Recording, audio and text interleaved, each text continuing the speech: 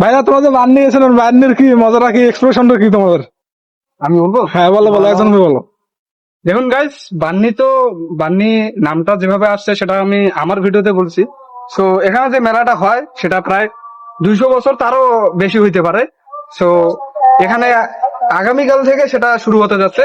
আর তার সাথে হচ্ছে যে জাঁকজমট যে বিষয়টা, মেলার যে জাঁকজমট যে বিষয়টা, সেটা শনিবার থেকে শুরু হবে এবং এটা থাকতেছে প্রায় 2 দিন থাকবে, শনি রবি। খুব সুন্দরভাবে মেলাটা উপস্থাপন হবে।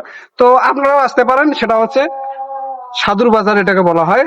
তার থেকে আরো বেশি যেটা জনপ্রিয় নাম সেটা হচ্ছে বান্নির ডাঙ্গা নামে চেনে। তো সবাই সেখানে আসতে পারেন। এটা হচ্ছে কিশোরগঞ্জ, নীলফামারী জেলার মধ্যে।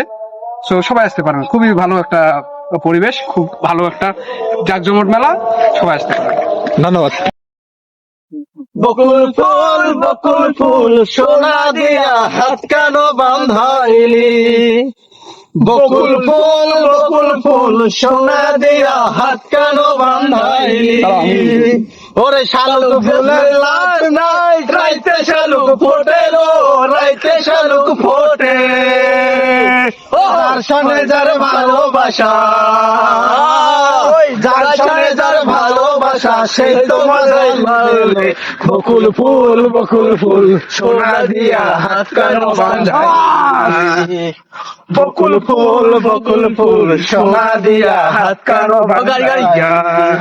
ওরে শ্রাবণ ভাদর মাসে জামাই আদর করে গো, জামাই আদর করে। ওরে ইচ্ছে জামাই করবো একসাথে আছে?